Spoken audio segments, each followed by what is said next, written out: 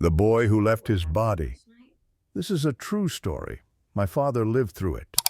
And before he told me, he made me promise never sleep too deeply, because some souls don't need a door to enter your room. In the winter of 1989 at San Miguel Boarding School in Toluca, Mexico, 2 boys died in one night. The official report said accident, but my father knows the truth, because he's the one who killed them. December 1989, Toluca, Mexico. The San Miguel Boarding School sat on the outskirts of the city, like a forgotten gravestone surrounded by 3 humid hills and a 2-lane highway where cars rarely passed. Fog clung to the grounds year-round, thick enough that the sun appeared as nothing more than a pale yellow smudge behind gray clouds. The school's walls rose 4 meters high, crowned with jagged shards of broken glass, embedded in cement not to keep people out, but to keep the children in. My father Andres arrived there when he was 8 years old. His parents drove him through the iron gate on a September morning carrying a single suitcase and a promise. "We'll see you in 3 months," his mother said, not quite meeting his eyes. 3 months became 6. 6 became a year, then 2, then 8. He was 16 when he finally understood his parents had paid in advance for his entire education until his 18th birthday, then disappeared. No one at the school tried to find them. The money had already been received. The building smelled of chlorine mixed with watery vegetable soup and the deep rot of humidity that had seeped into the brick walls over decades. The dormitories had flickering yellow fluorescent lights that buzzed constantly and iron bunk beds that creaked with every movement. In winter, the thin blankets reeked of mothballs and mildew, and no one showered before breakfast because the water ran ice-cold through pipes that hadn't been properly maintained since the 1960s. At night, the sounds took over. Crickets chirped from the overgrown grass in the courtyard. Wind whistled through eucalyptus trees, making them sway and groan like old men in pain. Rain drummed on the tin roof of the dining hall in an endless rhythm that became the metronome of their isolated lives. Sometimes, though the boys never spoke of it openly, they heard footsteps in the hallway when everyone was accounted for, slow and dragging, as if someone were pulling a heavy weight behind them. Andres found his real family within those walls. Not his parents, but the other abandoned children. Javier was the tallest of them, 16 like Andres, with thick black hair and a build that suggested violence, even when he was trying to be gentle. His parents had divorced when he was 12, and neither wanted custody.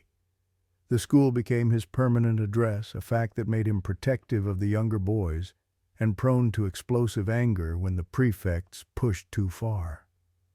Hector was thin, bespectacled, obsessed with books. His parents lived abroad, Germany, someone said, or maybe Canada, and sent money but never letters. He hadn't seen them in 2 years.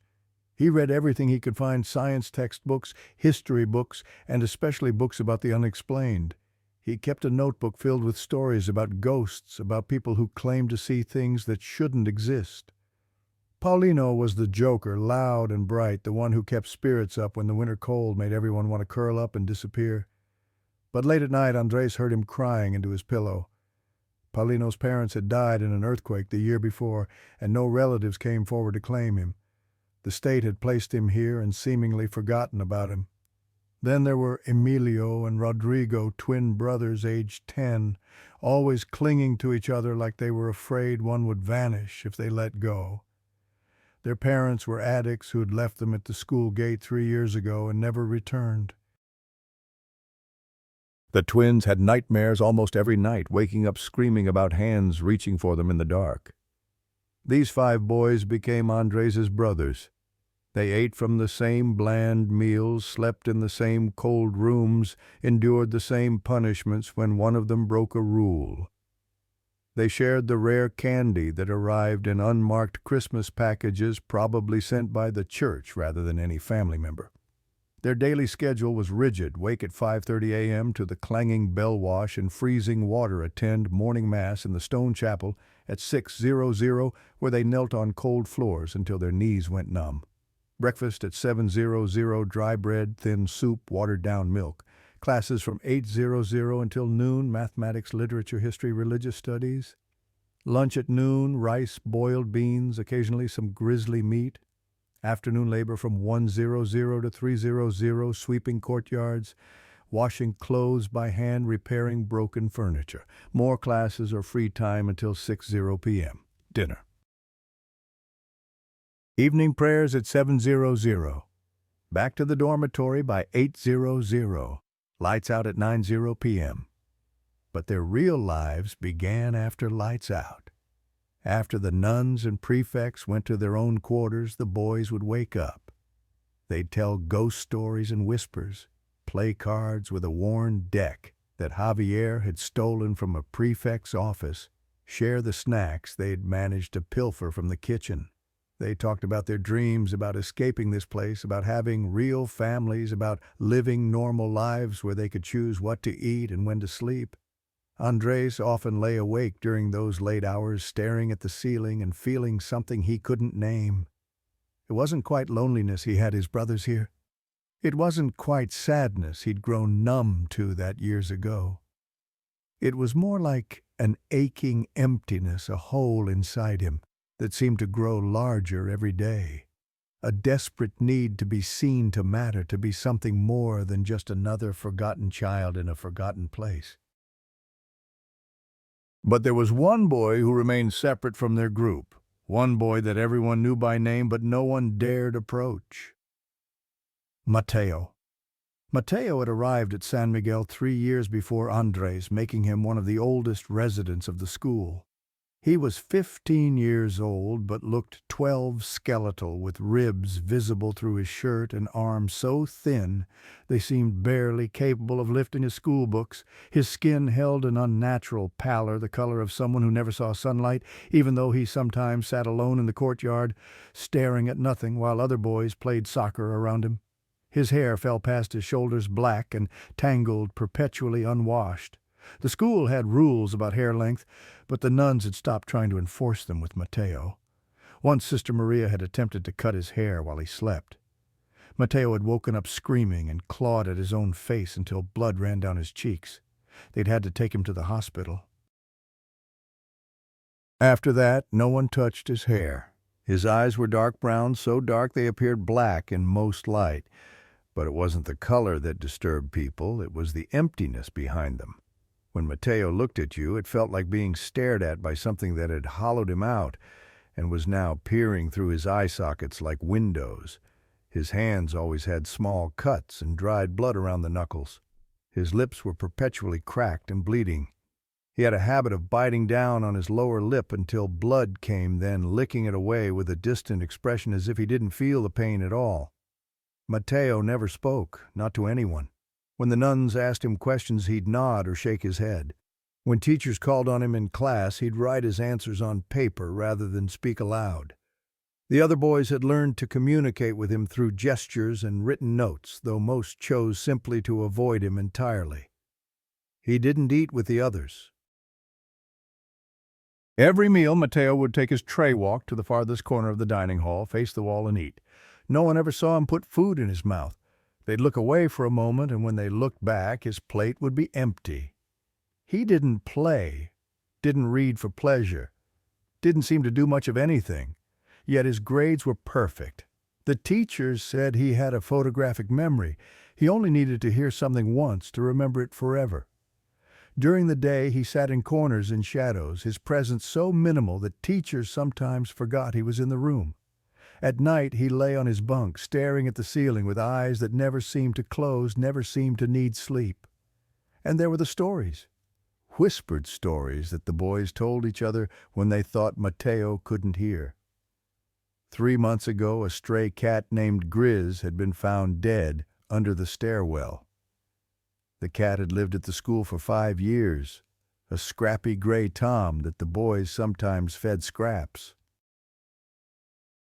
One morning, Javier claimed he'd seen Mateo staring at the cat for nearly 10 minutes, unblinking his head, tilted at an odd angle.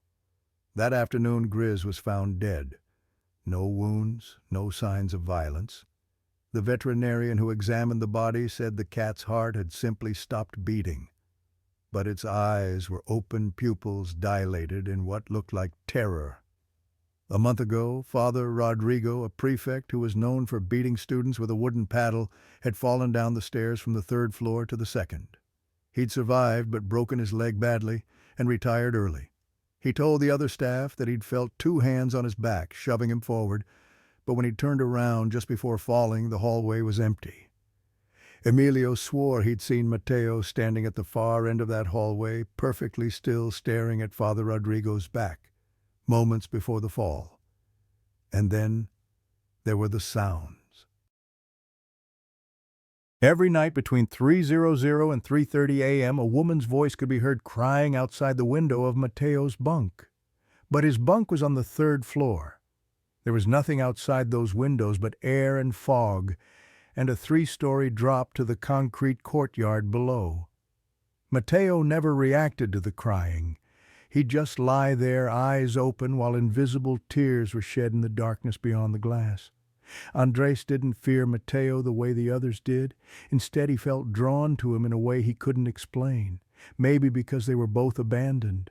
Maybe because Andres saw in Mateo a version of himself that might have been if he'd let the pain consume him completely instead of building walls around it. Andres began to watch Mateo. He noticed things, small things.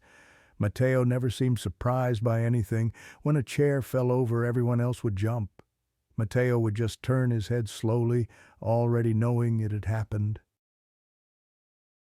When lights flickered, when doors slammed in empty rooms, when the temperature dropped suddenly for no reason, Mateo's expression never changed, as if he already knew these things were going to occur, or as if he was somehow causing them. The air around Mateo felt different, colder by 2 or 3 degrees. When you stood near him, your breath came out in visible puffs, even in rooms that were adequately heated. There was a smell too metallic, like blood mixed with damp earth, the scent of fresh graves. Sounds seemed to change in his presence. Crickets stopped chirping. Wind ceased blowing. The constant background noise of the school would fade into an unnatural silence, and all you could hear was your own heartbeat suddenly loud in your ears. Light behaved strangely around him. Fluorescent bulbs flickered when he walked beneath them. His shadow sometimes appeared longer than it should be, or shorter, distorted in ways that didn't match the light source. Once Andres had glimpsed Mateo's reflection in a window, and sworn the reflection had moved half a second behind the actual boy, like an echo in glass. December arrived, bringing with it the coldest winter Toluca had seen in a decade. Temperatures dropped to 4 degrees Celsius at night. The fog became so thick that visibility shrank to less than 10 meters. Most of the students went home for Christmas break, but 23 boys remained boys who had nowhere else to go. Sister Maria, the eldest and most authoritative of the nuns, made a decision. To save on heating costs, all the remaining boys would be consolidated into a single dormitory.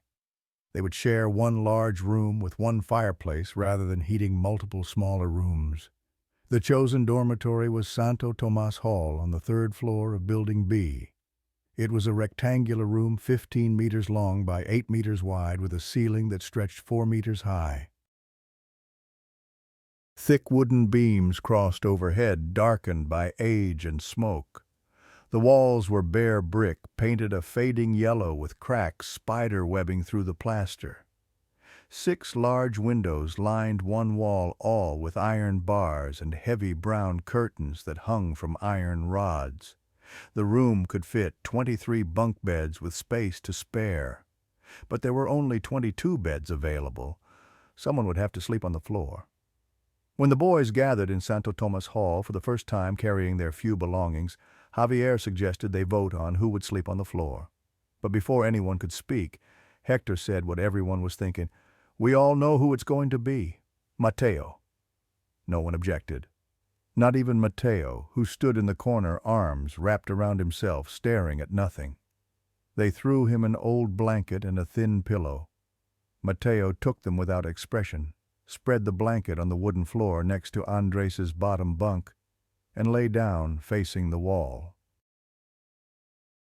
The fireplace dominated the center of the room, a massive structure of red brick 2 meters wide and 1.5 meters deep with an iron chimney pipe extending through the ceiling. Beside it sat a pile of firewood and the iron tools, tongs, an ash rake and a fire poker, a meter-long iron rod with a pointed end used for stirring coals. The boys arranged themselves by social hierarchy. Andres and Javier claimed bunks closest to the fireplace, the warmest spots. Hector and Paulino took the bunks beside them. Emilio and Rodrigo shared a bunk just beyond that. The other boys spread out along the walls, and Mateo alone lay on the hard floor in the coldest corner near the door. On their first night in Santo Tomas Hall, Sister Maria came for inspection at 9:45 p.m. She counted heads, reminded them to keep the fire going and stay quiet, and threatened 3 hours of kneeling on gravel for anyone caught out of bed after curfew. Then she left, locking the door from the outside with a heavy iron bolt. The room fell into the kind of silence that only comes when 23 people are trying not to make noise. Some boys whispered to each other. Emilio and Rodrigo argued over a comic book. Javier lay on his bunk throwing a small rubber ball at the ceiling and catching it. The fire crackled in the hearth, casting dancing shadows across the walls that made everything seem alive and moving. Andres lay on his bunk staring down at Mateo on the floor below. Mateo's shoulders were shaking slightly.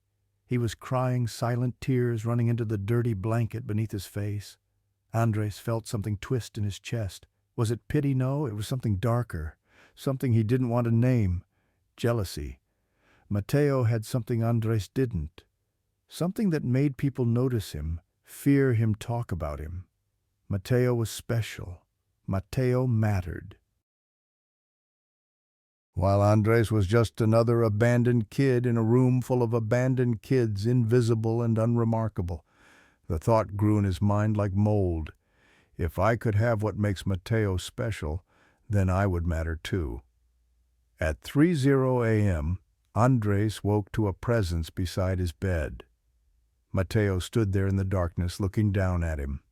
Not moving, not blinking, just standing, perfectly still, with eyes that reflected the dying firelight, like an animal's eyes catching headlights on a dark road. Andres tried to speak, but found his throat constricted, as if invisible hands were wrapped around his neck. He couldn't move, couldn't call out, could only stare up at the boy standing over him. Mateo tilted his head slowly to one side, the movement mechanical, unnatural. His lips parted, and in a voice like rust scraping metal, he whispered, "Don't sleep too deep." Then he turned and walked back to his place on the floor, lay down and closed his eyes as if nothing had happened. Andres didn't sleep again that night. He lay rigid in his bunk, heart hammering, watching the shadows shift and dance across the ceiling while the fire burned low and the temperature dropped, and somewhere outside a woman's voice cried softly in the fog. When morning came, he found himself staring at Mateo's still form on the floor and thinking, "What are you? What can you do, and how can I use it?" He didn't know yet that this thought, this seed of selfish curiosity and jealous ambition, would lead to 2 deaths before the week was over. He didn't know that Mateo wasn't just a boy with strange abilities. Mateo was a door, and Andres was about to kick it open. There are games children play not for fun, but to prove their courage. And on the night of December 22nd, 1989, we played a game whose rules none of us truly understood. 2 days had passed since that first night in Santo Tomas Hall. 2 days of Andres watching Mateo, studying him like Hector studied his books about the paranormal. 2 days of noticing how the other boys had begun to orbit around Mateo's silence, drawn by a morbid fascination they couldn't articulate. The weather worsened. Temperature outside dropped to 2 degrees Celsius. Fog thickened until you couldn't see your hand if you held it 3 meters in front of your face. Inside Santo Tomas Hall, the cold seeped through the stone walls, despite the fire making breath visible even when standing close to the hearth.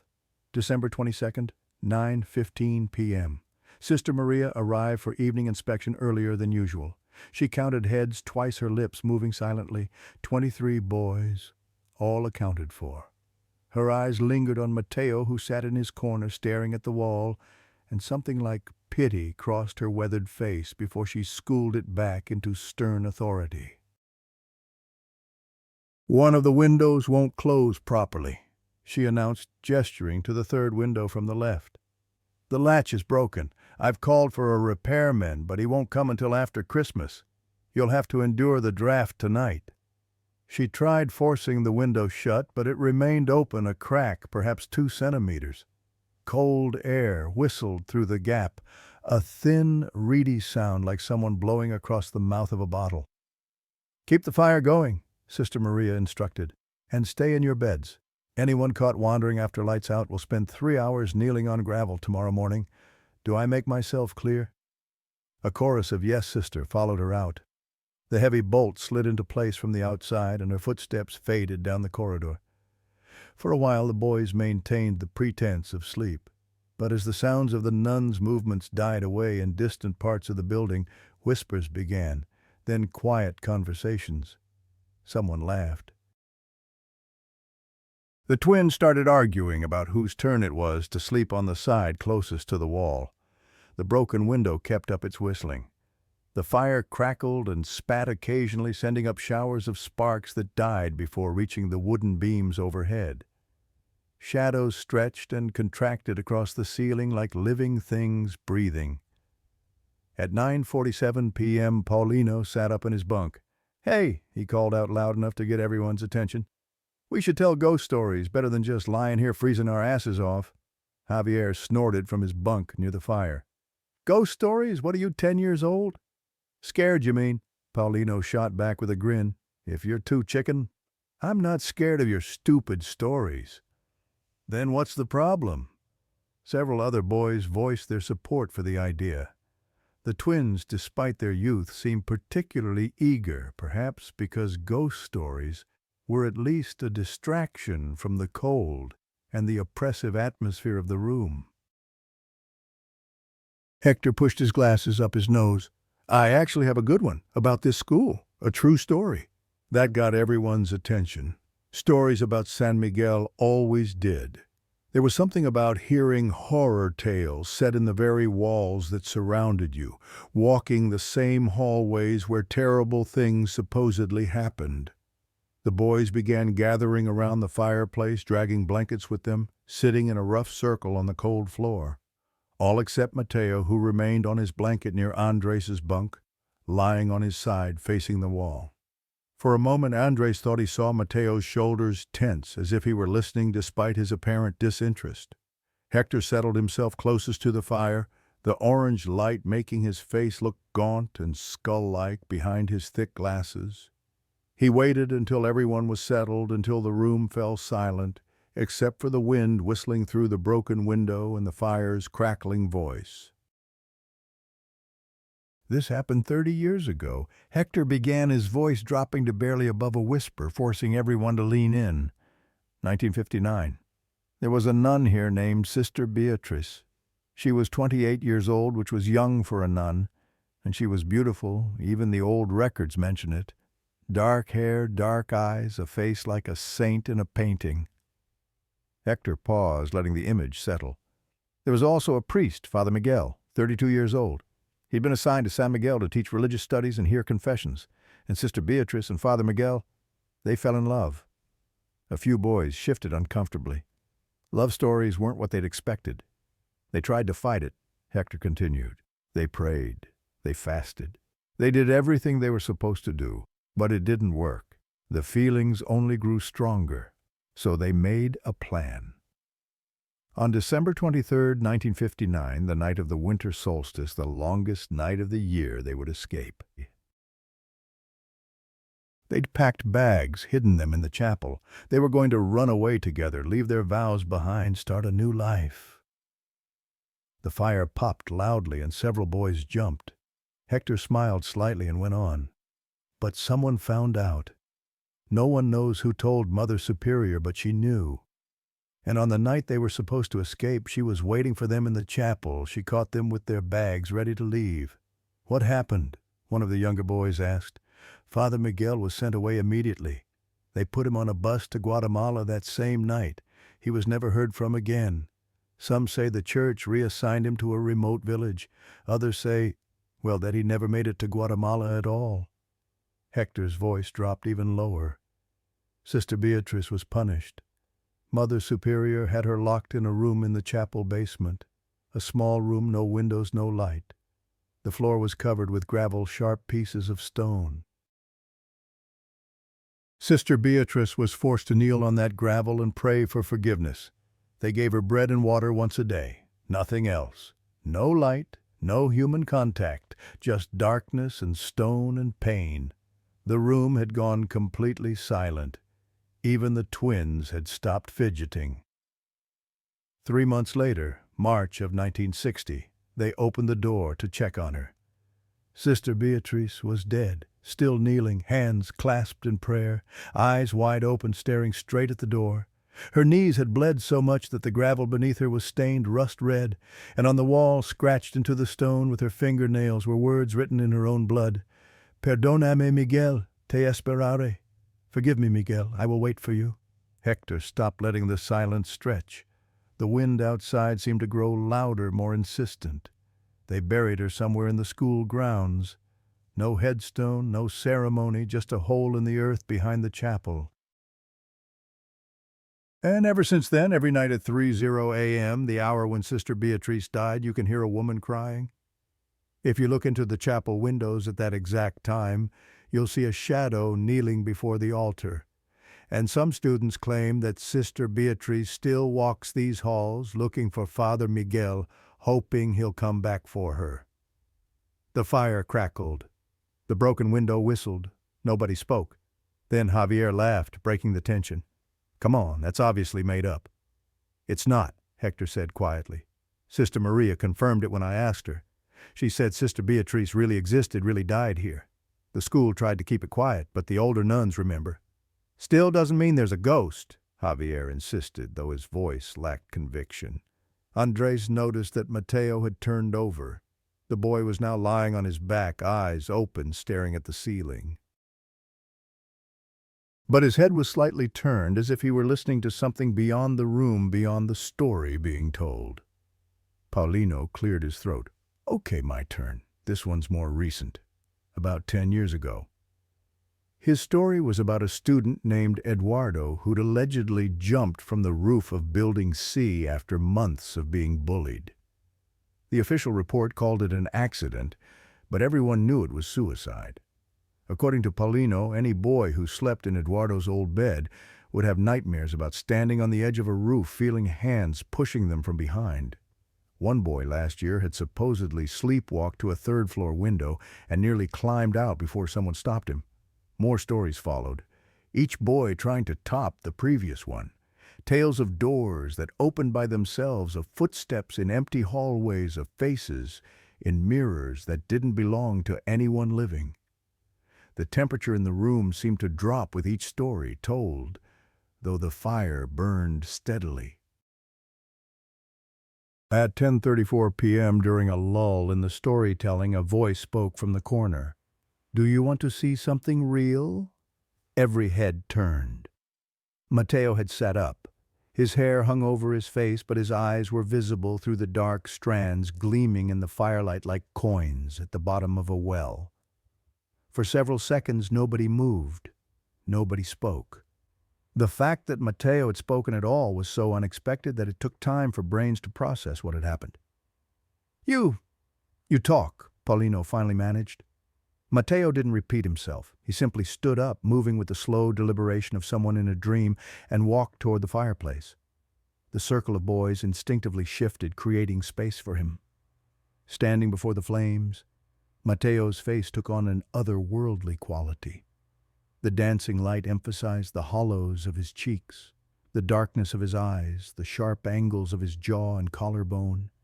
He looked like a saint from a medieval painting, beautiful and terrible and inhuman.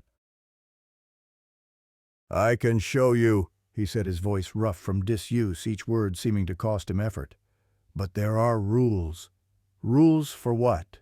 Hector asked, leaning forward with scientific curiosity warring against instinctive fear. "Rules for what I can do." Mateo's gaze swept across the assembled boys. "Rule 1, complete silence. No matter what you see, you don't speak. Rule 2, don't touch me. Whatever happens, don't touch me. Rule 3, if you're afraid, close your eyes. Don't watch." Javier stood up, towering over Mateo by nearly a head. "What exactly are you planning to do?" Mateo didn't answer.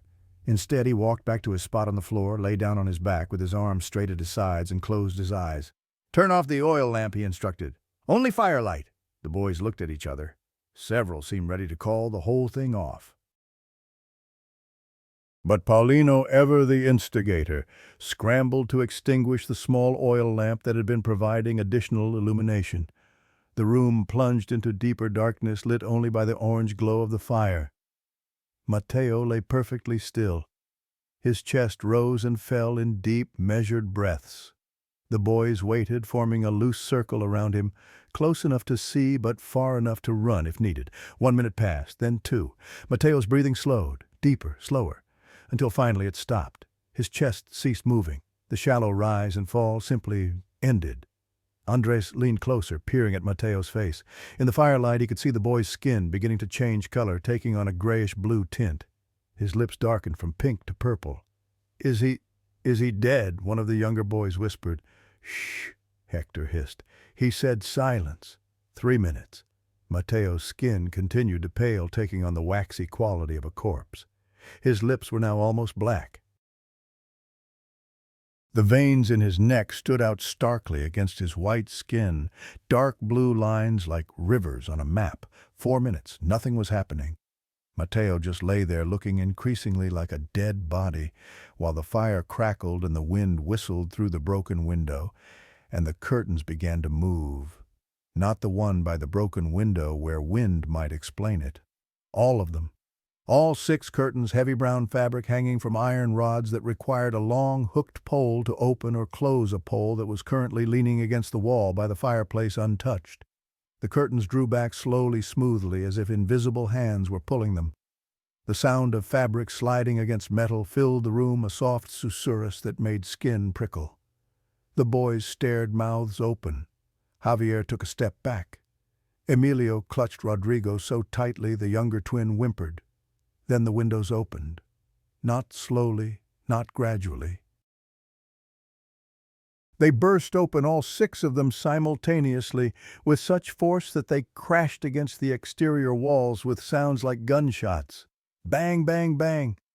Freezing air flooded the room. The temperature dropped instantly, dramatically. Breath turned to fog. Exposed skin broke out in goosebumps. The fire guttered flames, bending horizontal as if an invisible giant were blowing on them. And with the cold came fog. Thick gray fog that poured through the windows like something alive, like smoke, but heavier, rolling across the floor in waves, swallowing ankles, then knees. "Make it stop!" Rodrigo cried out. But it didn't stop. It accelerated. Paulino's backpack, hanging from a hook on his bedpost, suddenly tore free. It flew through the air, not falling but flying, suspended for a moment at eye level before exploding open. Clothes books papers erupted from it, swirling in a vortex that had no visible source. A tornado in miniature, spinning faster and faster, papers slapping against walls, clothing wrapping around bedposts. Furniture began to move. The bunk where Emilio and Rodrigo slept, iron frame weighing at least 80 kilograms, scraped across the wooden floor with a sound like fingernails on a chalkboard. It moved slowly at first, then faster, sliding sideways until it collided with another bunk with a tremendous crash. Boys scattered, scrambling away from the moving furniture, pressing themselves against walls. Some were screaming now, rules forgotten. Others stood frozen in shock. Javier ran for the door, hammering on it with his fists. "Sister Maria, someone open the door." The door was locked from the outside. No one came. Through all of this, Mateo lay motionless. His skin had taken on the color of old snow. His lips were black. Frost was forming on his eyelashes. Andres couldn't look away. While everyone else panicked, he remained crouched near Mateo's still form, watching with horrified fascination. There was something beautiful about it in a terrible way. The absolutely lifeless quality of Mateo's body, the chaos swirling around them, the impossible made manifest. And then Andres noticed something else. Among all the movement and noise, one thing remained perfectly still. A shadow in the corner of the room near the door, darker than the other shadows. Roughly the shape of a person, but wrong, somehow too tall, too thin angles that didn't match human anatomy. The shadow was watching them. Andres blinked, trying to focus on it, but every time he looked directly at it, it seemed to shift slightly, staying in his peripheral vision. Only when he looked away could he see it clearly in the corner of his eye, a figure standing motionless while everything else moved. Andres opened his mouth to point it out, then remembered the rules. Silence. His throat closed up, words dying unspoken. The shadow raised one arm, or what passed for an arm, just a darker section of darkness extending outward. It pointed directly at Mateo's body. At that exact moment, the chaos stopped. Windows stopped banging, papers fluttered to the ground. The bunk bed that had been sliding squealed to a halt. The fire surged back to full strength as if someone had added fresh wood. The silence that followed was absolute. Even the wind outside seemed to have stopped. And Mateo opened his eyes. He sucked in a great gasping breath, the sound of someone who'd been underwater too long and finally broke the surface. His body convulsed back, arching off the floor, limbs twitching. Then he collapsed back, breathing in great heaving gulps. Slowly, painfully, Mateo sat up. He looked around at the scattered furniture, the papers everywhere, the boys pressed against walls with fear-widened eyes. A small smile played at the corners of his mouth, sad, knowing, resigned. "What the fuck was that?" Javier demanded, his voice cracking. Mateo's smile vanished. He stood on shaky legs, walked to one of the open windows, and stared out into the fog-shrouded night. "I told you," he said quietly. "Something real." Hector approached cautiously, like someone approaching a dangerous animal. "How did you do that? What are you—" "I'm not anything special," Mateo replied, still facing the window. "I just learned how to leave." "Leave?" Hector's analytical mind was already trying to categorize, to understand. "Leave what your body?" Mateo nodded. "That's impossible. That's not scientifically—" "I know what's impossible," Mateo interrupted. "I also know what I can do." He turned to face them, and in the firelight his eyes looked ancient despite his 15 years. "I can separate my consciousness from my body. My soul, if you want to call it that. When I do, I can move things, open doors, travel short distances. I'm free of flesh for a little while." The room remained silent. Boys who'd been ready to flee moments ago now pressed closer, magnetized by curiosity despite their fear. "How?" Paulino asked. "How do you do it?" Mateo returned to his spot on the floor, sitting cross-legged. For the first time in 3 years, he seemed willing to truly communicate. "You lie down, relax every muscle, clear your mind. Imagine complete darkness, void, nothing. Then you focus on a point just below your sternum where fear lives. You feel something there, something that wants to rise, and you let it. It moves up through your chest, your throat, your head. You feel intense cold for just a second, like being dunked in ice water. And then," he paused, searching for words, "then you're outside, not outside the building, outside your body. You float, you're weightless. You can see everything but not with eyes. You sense the space around you. And you can interact with physical objects if you concentrate hard enough. You can move them, push them, pull them." "Can you go through walls?" asked one of the younger boys. "No, I have to use doors, windows. I'm not a ghost. I'm still connected to my body by something, a thread, a cord. I can feel it. If I go too far, the connection gets thin, fragile. If I stay out too long—" His voice trailed off. When he spoke again, it was barely above a whisper. Once I stayed out for 4 or 5 hours. When I tried to return, my body was so cold, heart beating maybe once every 10 seconds, lips completely black. I barely made it back. It took 2 days before I felt normal again. Why do you do it? Hector asked. If it's so dangerous, Mateo's eyes met his. Because when I'm out there, I don't hurt. When I'm in this body, I remember everything. My parents leaving me. The cold, the hunger, the loneliness. But when I'm outside my body, none of that matters. I'm just free. The word hung in the air like a prayer. Javier, still shaken but trying to regain his bravado, crossed his arms. So what, you're some kind of psychic? A medium? I don't know what I am. I just know what I can do. Andres finally spoke, his voice coming out rougher than intended. You said there's danger. What kind of danger? Mateo's eyes found his in the dim light, and Andres felt pinned by that gaze like a moth on cork. When you're outside your body, you're visible to things that are always outside their bodies. Things that never had bodies or lost them long ago. They can see you.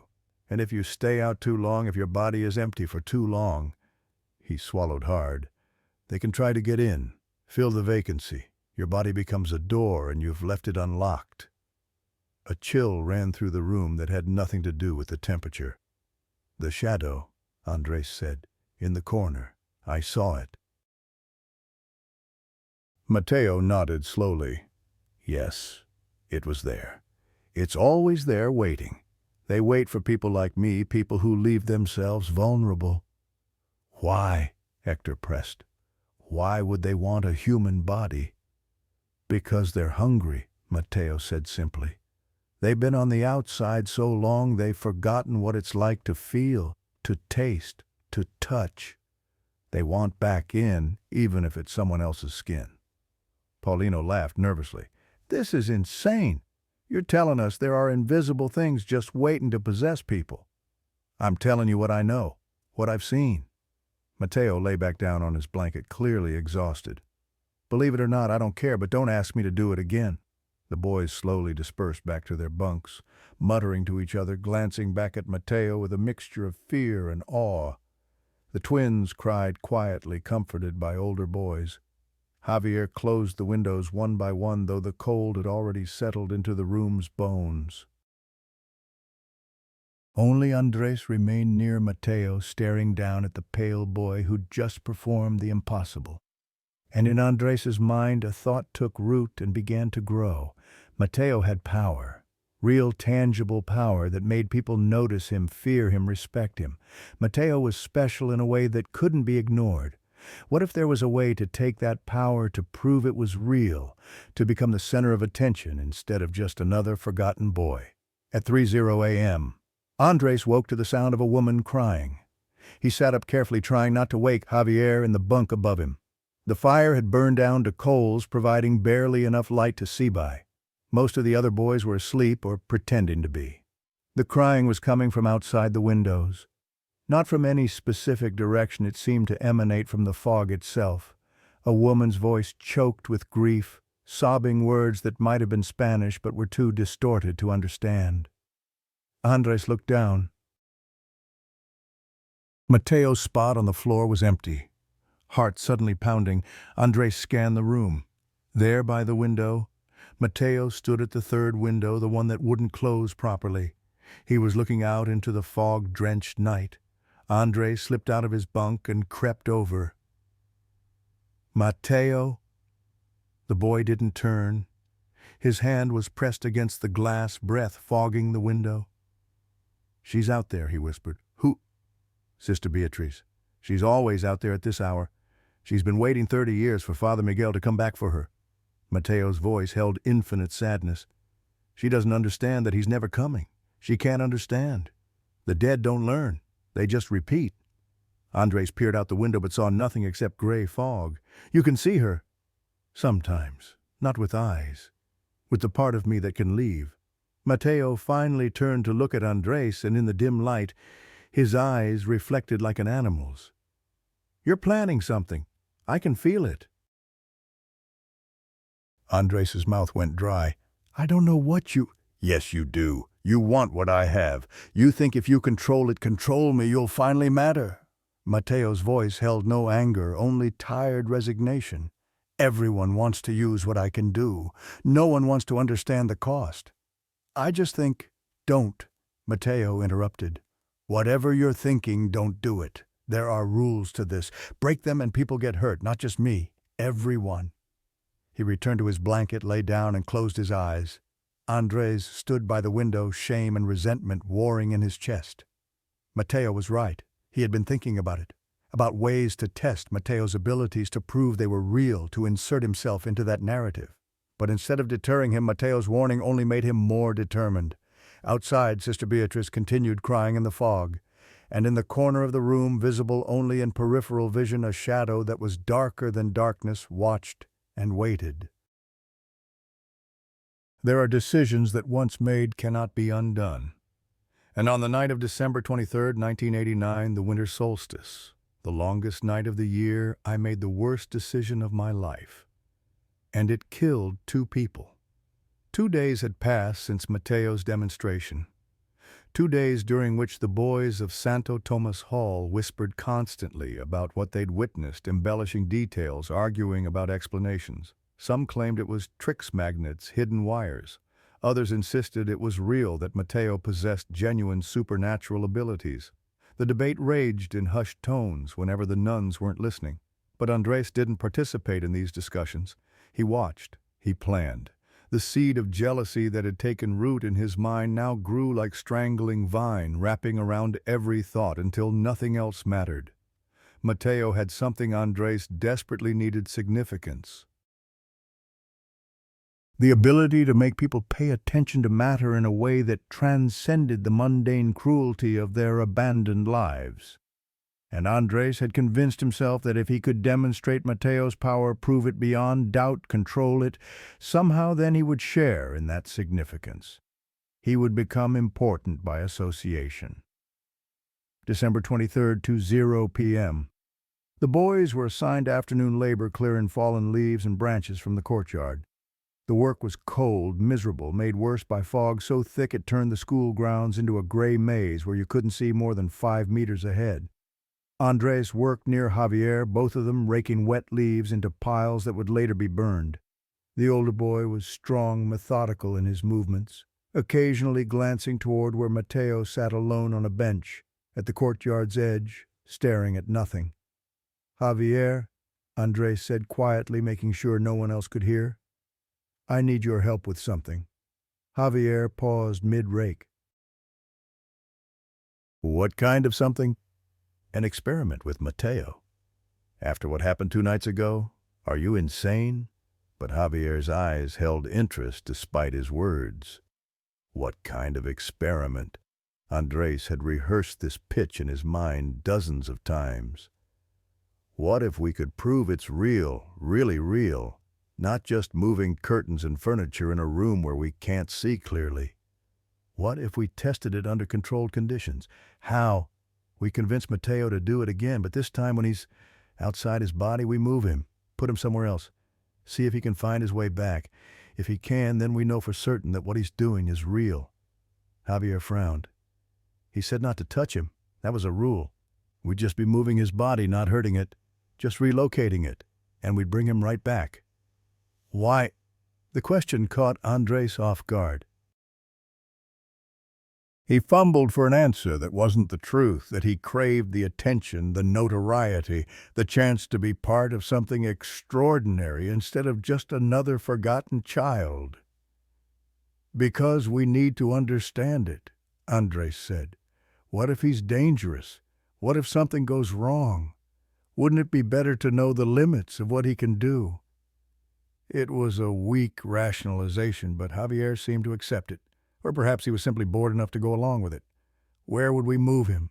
"Building C, the biology lab. It's not far. We could carry him there and back in 10 minutes. And if Sister Maria catches us, she won't.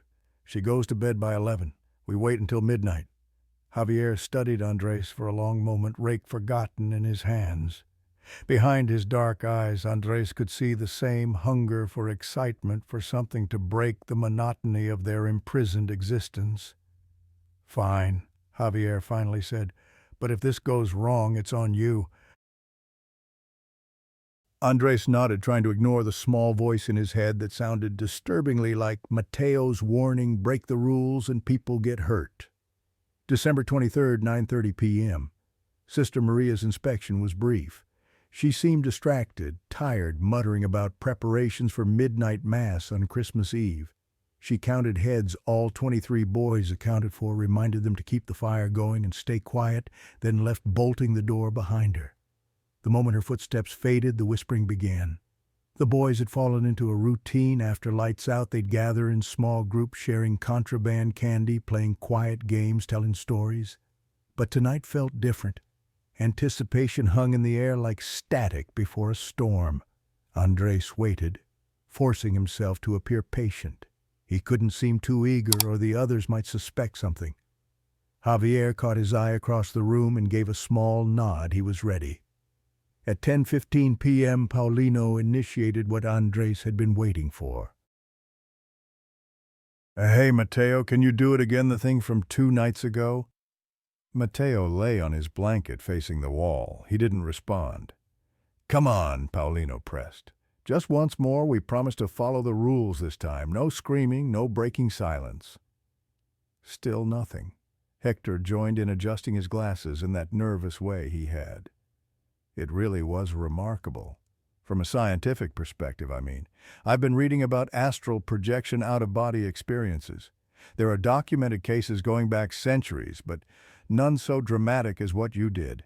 It would be valuable to observe it again to better understand the phenomenon. Andres watched Mateo's back, saw the slight tensing of his shoulders. The boy was listening, even if he pretended not to be. "Please?" This from one of the younger boys. "It was the coolest thing I've ever seen. You're special, not like the rest of us." The word special did it, just as Andres had known it would. Mateo's shoulders relaxed slightly, and he turned over to face the room. His eyes found Andres immediately, as if he knew exactly who had orchestrated this. In the firelight, those eyes held ancient knowledge and infinite sadness. "One more time," Mateo said quietly, "but the rules still apply. Silence. Don't touch me. Close your eyes if you're afraid." The boys eagerly gathered around as Mateo moved to the center of the room, away from furniture and walls. He lay down on the wooden floor, arms at his sides, and closed his eyes. "Turn off the lamp," he instructed. Paulino extinguished the oil lamp. The room plunged into dimness, lit only by the orange glow of the fire. Andres positioned himself close to Mateo, with Javier on the other side. Their eyes met over the prone boy's body, a silent confirmation of their plan. 1 minute passed. Mateo's breathing slowed, deepened, became rhythmic and meditative. 2 minutes. His chest movements became less pronounced, harder to see in the flickering light. 3 minutes. His breathing stopped. Skin began that terrible transformation from living flesh to corpse-like pallor. Lips darkening to purple, then black. Veins standing out starkly against white skin. Andres placed his hand near, but not touching Mateo's face. No breath. When he held his fingers near Mateo's wrist, he felt nothing. No pulse. The boy's skin was cold as stone. Mateo had left. 4 minutes. Nothing happened. No curtains moving, no windows opening. Mateo simply lay there like a beautifully sculpted corpse, frost beginning to form on his eyelashes, despite the room's temperature. Andres glanced at Javier and nodded. Time to execute their plan. They stood simultaneously.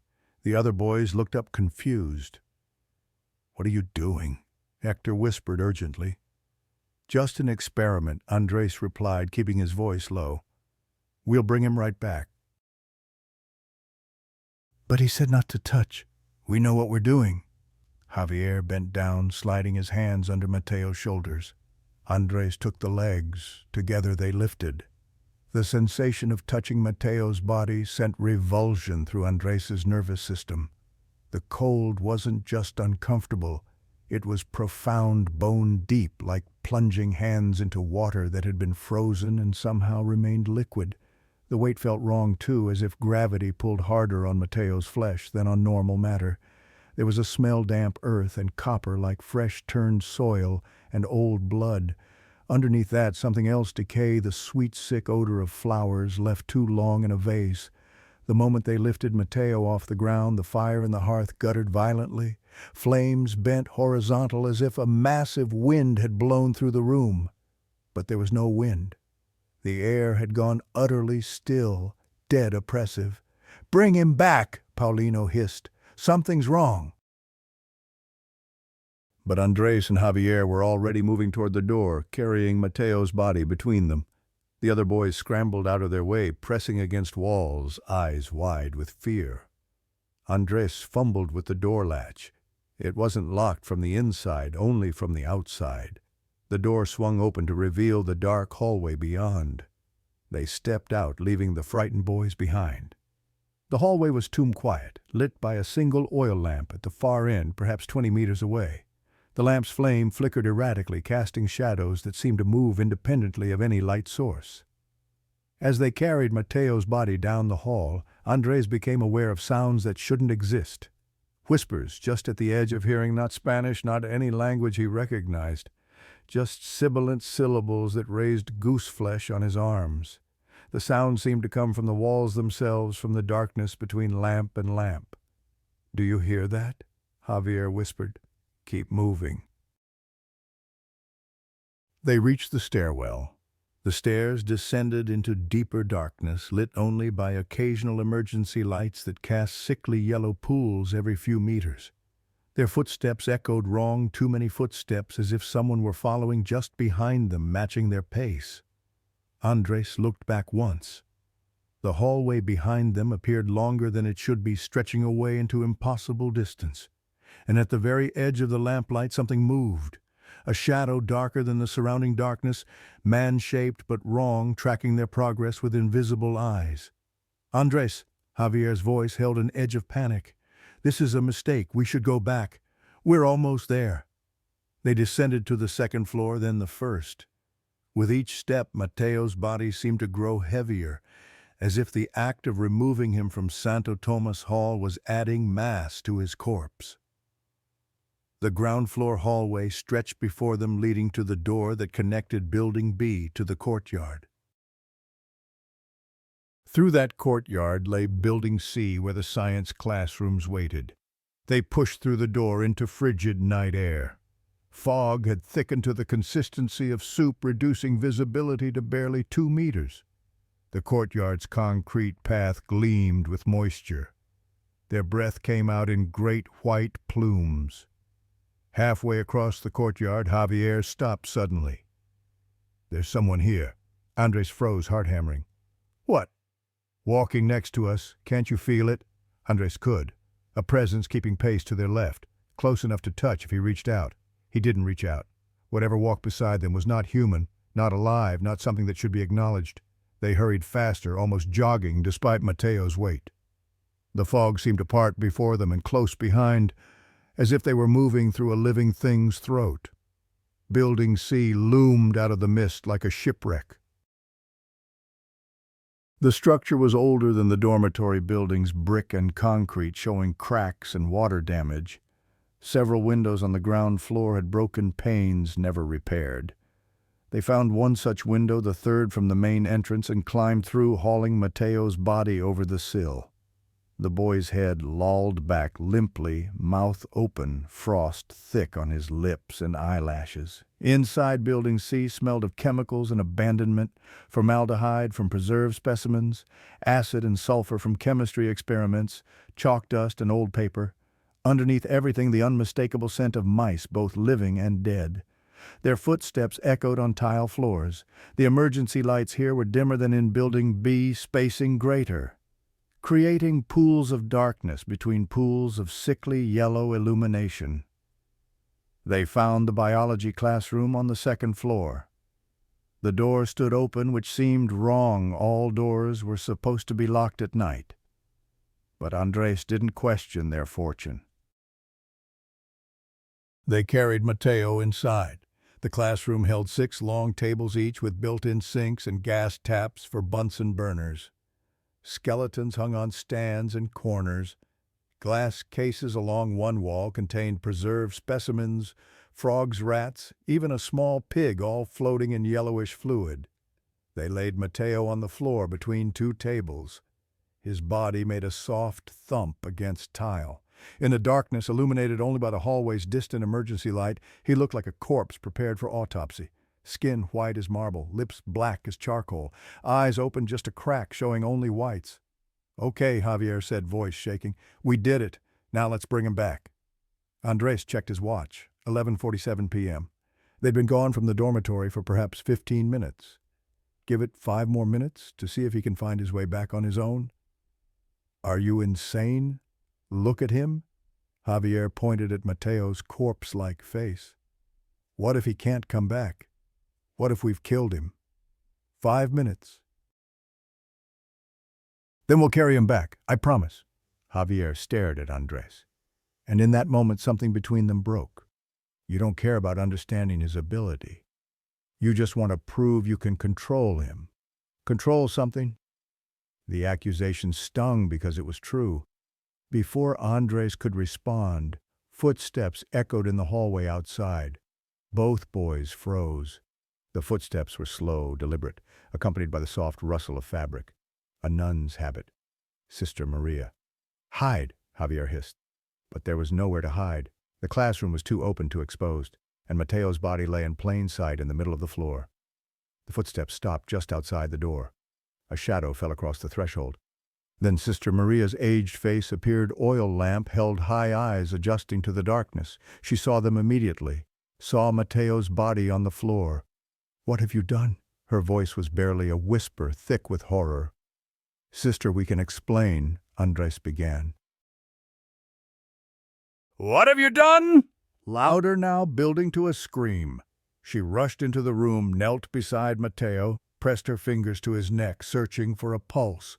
Her hands came away from his skin, immediately shocked by the cold. "He's dead. Mother of God, you've killed him." "No," Andres protested. "He's not dead. He's ice cold. He has no pulse, no breath. You've murdered this child?" Sister Maria's face had gone red with fury and fear. "What were you thinking? Why did you bring him here?" She grabbed Javier by the collar. "Answer me." "It was Andres's idea," Javier blurted. "He said we'd just move him and bring him back, that it was an experiment." Sister Maria turned her terrible gaze on Andres. "You will both come with me. Now. Father Ignacio will call the police. You will explain to them what you've done. But, sister, if we just take him back, you will not touch him again." She positioned herself between them and Mateo's body, protective, despite her fear. "You've done enough. Come, now." She herded them out of the classroom, down the hall, toward the main entrance. Andres looked back once, seeing Mateo's pale form lying alone in the darkness of the biology room, surrounded by dead things in jars. "What have I done?" They had no choice but to follow Sister Maria. She marched them across the courtyard through fog that now felt accusatory damning. Back into Building B, up the stairs toward the dormitory. As they approached Santo Tomas Hall, sounds reached them, not the usual quiet whispers of boys settling for sleep, screaming, crashing, the sounds of chaos and terror. Sister Maria ran the last few meters, fumbling with her keyring to unlock the door. When the door swung open, hell greeted them. The dormitory had transformed into a war zone. Every piece of furniture was overturned, displaced, destroyed. Bunks lay on their sides, metal frames twisted as if by enormous pressure. Mattresses had been thrown across the room. Windows were shattered glass littering the floor like snow. The curtains hung in tatters, ripped to shreds. The boys were clustered in the far corner, as far from the center of the room as possible. They were crying, screaming, some with visible injuries, cuts from flying glass, bruises from falling furniture. And in the center of the room, before the fireplace, lay Paulino. He was on his back, staring at the ceiling with eyes that no longer saw. Blood pooled beneath his head, spreading across the wooden floor in a dark mirror.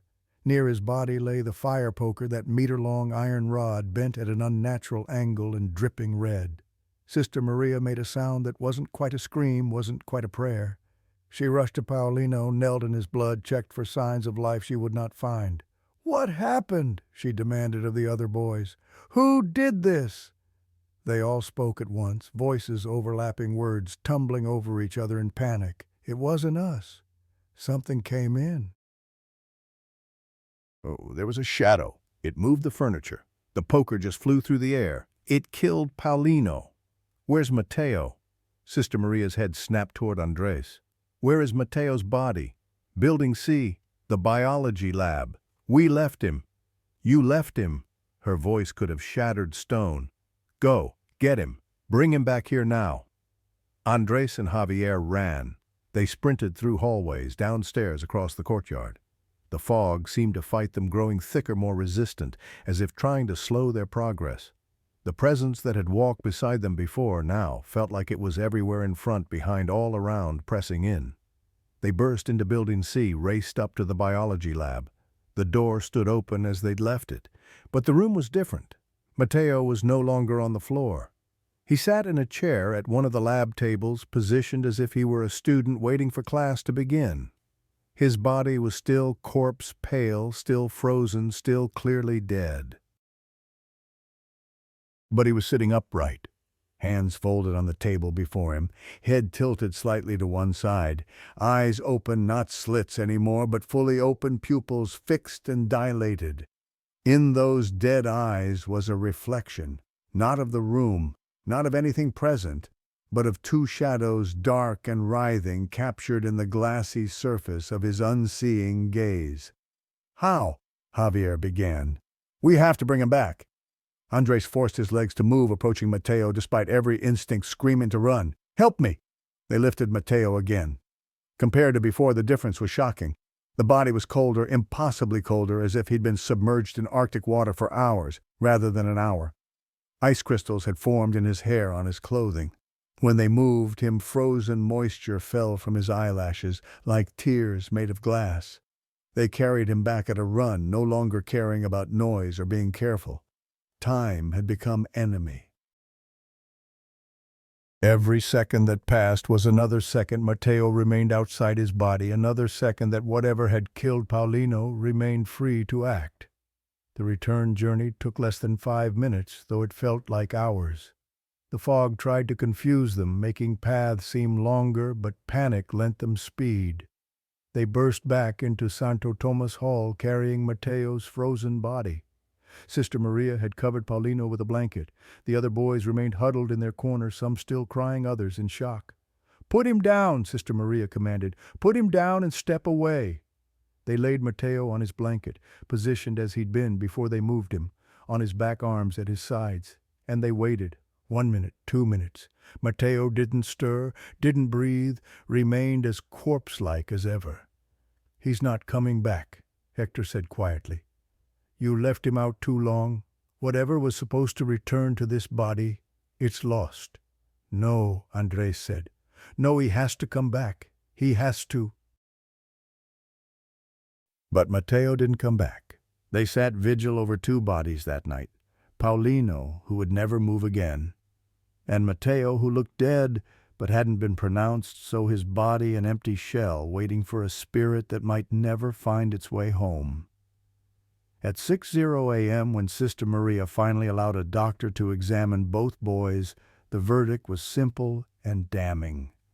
Paulino dead for hours, blunt force trauma to the skull. Mateo no pulse, no breath, no brain activity.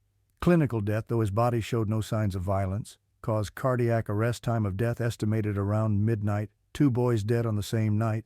The official report would call it a tragic accident. Paulino killed by Mateo in some kind of psychotic episode before Mateo himself died from a pre-existing heart condition no one had known about. But the 21 surviving boys knew different. They knew what Andres and Javier had done. They knew what had happened in the minutes after Mateo's body was moved. They knew that something without a body had been invited in when a body was left empty and defenseless. They knew, but they never spoke of it.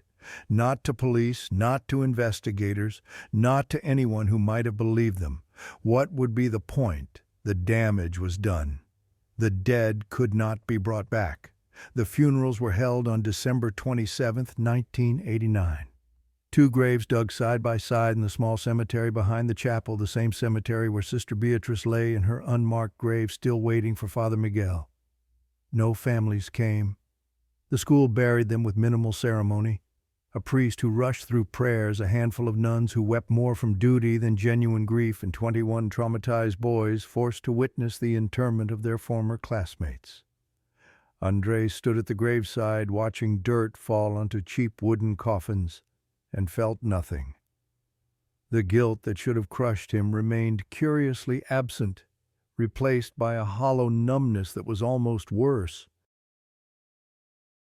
He'd killed 2 people through his selfishness and stupidity, and all he could feel was a vague irritation that his plan hadn't worked, that he'd been caught, that his life was now complicated. The police investigation lasted 3 days. Andres and Javier were questioned repeatedly, their stories picked apart, examined for inconsistencies. They told a version of the truth. They'd moved Mateo's body as a prank, not realizing he had a heart condition. They'd been with Sister Maria when Paulino died, so they couldn't have killed him. The other boys confirmed their alibi. As for how Paulino actually died, the surviving witnesses told conflicting stories that investigators dismissed as mass hysteria. Shadows don't kill people. Fire pokers don't fly through the air on their own. The boys had been frightened in the dark, and their imaginations had run wild. Eventually, the investigators gave up. Insufficient evidence. Case closed. Tragic accident. Andres and Javier received punishment: 3 months of additional chores, loss of privileges, mandatory counseling sessions with a priest who clearly didn't believe in therapy and just lectured them about sin and redemption. Life at San Miguel returned to its normal rhythm. Santo Tomas Hall was closed, locked, deemed unsafe due to structural issues. No one wanted to sleep where Paulino had died, where Mateo's empty body had lain frozen. Andres stayed at the school until his 18th birthday in June 1991, then left without ceremony. No family came to collect him. He simply walked out the iron gates with a single suitcase and never looked back. Or so he tried. There are sins that cannot be washed away. There are souls that will never forgive. And there are curses that wait 35 years to activate. Present day, October 2024. Andres is 51 years old now. He has a wife, Maria, whom he met in his 20s. They have a son, me, the one telling this story. I'm 25, finishing my graduate degree in psychology. My father lives in Mexico City, far from Toluca, far from San Miguel. He has a decent job as an accountant, a modest apartment, a life that from the outside appears ordinary and successful for someone who started with nothing. But I've known since childhood that something was wrong with him. He doesn't sleep, not really. Oh, he goes to bed at normal hours, lies down beside my mother, closes his eyes. But I've seen him at 3:00 a.m. standing in the hallway, staring at nothing, whispering to empty air. I've heard him through the walls having one-sided conversations in the dead of night. I'm sorry, he says. I didn't mean it. I was just a stupid kid. Please forgive me. Please leave me alone. When I was younger, I thought he was mentally ill. Schizophrenia, perhaps, or some dissociative disorder. My interest in psychology grew partially from trying to understand my father, to diagnose whatever was broken in him.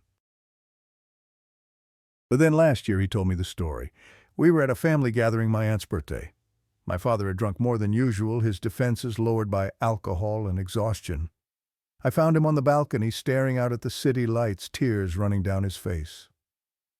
"Dad, are you okay?" He looked at me, and for a moment I saw past the careful mask he always wore. Beneath it was terror, guilt, and resignation. "I killed 2 boys," he said simply. "When I was 16, I killed them." I sat down beside him, thinking he was drunk rambling, ready to dismiss it as alcohol talking. Then he told me everything.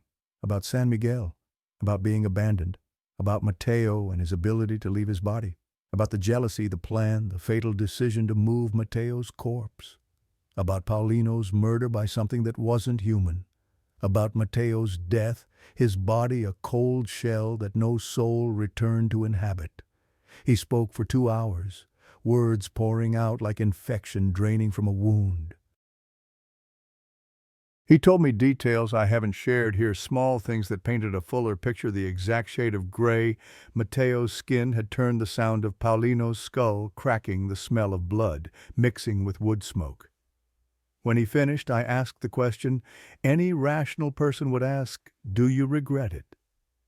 My father looked at me with eyes that were utterly, completely empty. No, he said, it was just a prank that went wrong. I didn't mean for anyone to die. Not yes, not every day, not it haunts me. Just know it was an accident, not my fault, bad luck. And in that moment I understood something about my father that I'd been trying not to see my entire life. He wasn't tormented by guilt, he was tormented by consequences. The ghosts that haunted him weren't manifestations of his conscience, they were real angry and he couldn't escape them. That night was 3 months ago. I haven't been able to look at my father the same way since, and things have gotten worse. 2 weeks ago, my mother called me at 2:00 a.m. hysterical. You need to come over, now. Something's wrong with your father. I drove across the city, heart pounding, imagining a heart attack, a stroke, some medical emergency. When I arrived, I found my mother in the living room, pale and shaking. He's in the bedroom, she said. He won't stop talking to it. To what? The thing in the corner. I walked down the hallway to my parents' bedroom. The door stood ajar, lights off. Inside, my father sat on the edge of the bed, facing the corner near the closet, carrying on a conversation with empty air. I said, I'm sorry, he was saying, voice cracking. What more do you want? I was 16 years old. I didn't understand. Please, Mateo, please just leave me alone. I have a family now. I have a life. Don't take that away from me. Silence. Then, I know I can't undo it. I know. But I've suffered too. Every night for 35 years. Isn't that enough? Isn't that punishment enough? More silence? No, don't say that. My son has nothing to do with this. Leave him alone. He's innocent. Please, take me if you want revenge, but leave my family alone. I flipped on the light switch. My father spun around, eyes wild. Turn it off. You'll anger him. Dad, there's no one there. You can't see him, but he's there. He's always there. He found me, hee-ho. After all these years, he finally found me. I looked at the corner he'd been addressing. In the split second before my eyes adjusted to the sudden light, I could have sworn I saw something. A shadow, darker than the surrounding darkness, roughly human-shaped but wrong, too tall, too thin angles that didn't match any anatomy I recognized. Then my eyes adjusted and there was nothing. Just a corner empty except for my father's paranoia. Dad, you need help. Professional help. This isn't healthy. He laughed, a broken sound. You think therapy will fix this? You think pills will make him go away? He pointed at the corner. He's been patient, so patient. 35 years. But now he's ready to collect what I owe. You don't owe anything to a hallucination? He's not a hallucination. My father stood, grabbed my shoulders with surprising strength. Listen to me. Mateo is real. His ghost, his spirit, whatever you want to call it, it's real. It's been following me since 1989, waiting, and now... He trailed off, looking past me. His face went slack with terror. I turned. My mother stood in the doorway, backlit by the hall light. For just a moment, just a fraction of a second, her shadow on the bedroom wall didn't match her pose. It stood differently, head cocked at an unnatural angle, one arm raised as if pointing. I blinked. The shadow matched her again. We need to leave, my mother said quietly. Both of you. We need to leave this apartment right now. She was looking at something behind us. In the mirror on the far wall. I turned to look. In the reflection, the bedroom appeared normal. My father, me, my mother in the doorway, and in the corner where my father had been talking, a boy. 15 years old, skeletal, pale, with long black hair hanging over his face, standing perfectly still, watching us. I spun around to look at the actual corner. Empty. Looked back at the mirror. The boy was still there, and now he was smiling. My mother grabbed my arm. We're going, now! She pulled me from the room. My father followed, moving like a sleepwalker, mumbling apologies to no one. We spent that night in a hotel. None of us slept. The The next morning, I insisted my father see a psychiatrist. He refused. Medicine won't help, prayer won't help, nothing will help. I broke the rules and now I pay the price. Since then, it's only escalated. 3 days ago, my father stopped going to work. He sits in his apartment my mother moved out, staying with her sister, and talks to the corner. All day, all night. I visited yesterday. He'd lost weight, hadn't showered in days. The apartment smelled of sweat and something else, something organic and wrong, like rot. He's getting stronger, my father told me. Mateo, he can manifest longer now, sometimes for hours. We've been talking about what happened, about what needs to happen next. What needs to happen? My father smiled, and it was the most disturbing expression I'd ever seen on his face. He wants me to understand, really understand what it's like to be trapped, unable to return home. So he's going to trap me. Not my body that's too easy. He's going to trap my soul. That's not possible. You saw him in the mirror? You saw the shadow? You know it's possible. My father gripped my hand with skeletal fingers. When it happens, when I can't wake up when I'm there but not there, don't try to bring me back. Let it happen. I deserve it. Dad? And he'll be careful. Mateo says curses can be inherited. Says sometimes the sins of the father really do fall on the son. His smile widened. Says you have 30 days. I left. I didn't know what else to do. That was yesterday. This morning I woke up at 3:00 a.m. to the sound of knocking on my bedroom door. Soft, deliberate, patient. Knock, knock, knock. I live alone. I have no roommates. I always lock my front door. The knocking continued. Same rhythm, same volume. I grabbed my phone, turned on the flashlight, and aimed it at my door. Under the door, in the gap between door and floor, I could see a shadow. 2 feet standing just on the other side. Bare feet, small feet, a teenager's feet. The knocking stopped. A voice rough from disuse whispered through the door, "Quieres jugar?" "Do you want to play?" I didn't answer. I pulled my blanket over my head like a child and waited for dawn. When morning came, I checked my door. No one in the hallway, no signs of forced entry, but on my doormat there was something, a small object corroded with age, a fire poker, bent at an unnatural angle, child-sized like a toy replica of the one that killed Paulino, and beside it, written in something that might be ash or might be dried blood, "Te encontré, I found you. I don't know what to do. I don't know if I should run or if running is even possible. I don't know if my father was right about curses being inherited, about paying for sins I didn't commit. What I do know is, this last night I woke up at 3:00 a.m. and couldn't move, couldn't speak, could only lie there paralyzed while something sat on the edge of my bed. I couldn't see it clearly, just a shape in the darkness. But I felt it, the weight of it, the cold emanating from it, and I heard it breathing. Or maybe not breathing, maybe the sound lungs make when they've been still for 35 years and are remembering how to inflate. It leaned close to my ear and whispered the same words Mateo had spoken to my father all those years ago. Don't sleep too deep. Then it was gone, and I could move again. I'm writing this now as a record, a warning. If something happens to me, if I become like my father, trapped in my own body, unable to escape, at least there will be evidence of what occurred. And maybe somewhere someone will read this and learn the lesson my father never did. There are rules in this world, invisible rules that govern the boundary between flesh and spirit, between the living and the dead. Break those rules and the universe will correct the imbalance. Maybe not immediately, maybe not for years. But it will correct, and when it does, no amount of distance, no passage of time, no locks or prayers or denial will save you. My father sits in his apartment talking to a ghost, waiting for the moment when Mateo decides he's suffered enough and takes what he's owed, and I'm writing this at 2:47 a.m., 13 minutes until 3:00, 13 minutes until the knocking starts again. I don't think I'm going to answer the door this time. But I have a feeling it won't matter. Because this afternoon I found something in my apartment.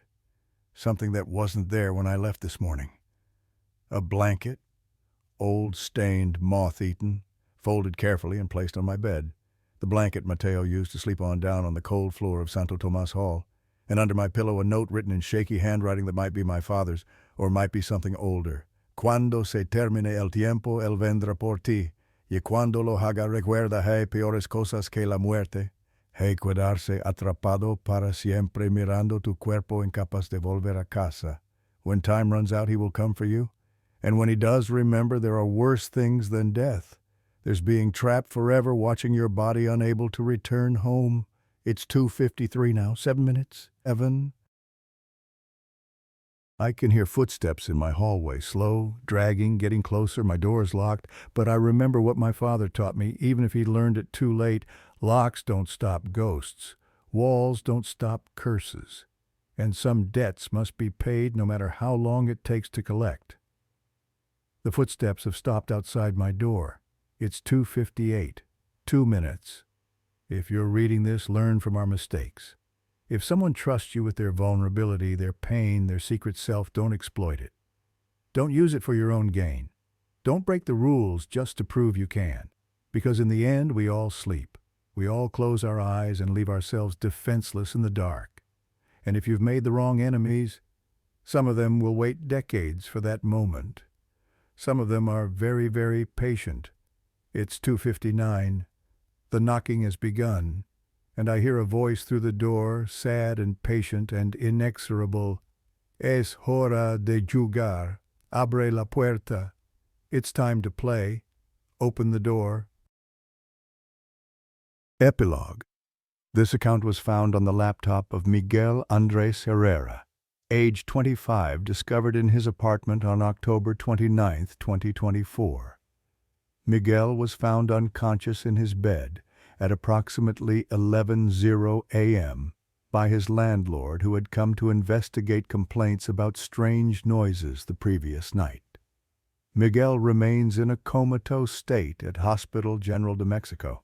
His eyes are open. They track movement around the room. Sometimes his mouth moves as if trying to speak, but no sound emerges. His father, Andres Herrera, was found dead in his apartment the same morning. Cause of death, cardiac arrest. He was discovered sitting in a corner of his bedroom facing the wall. The investigation remains open. This document is all we have.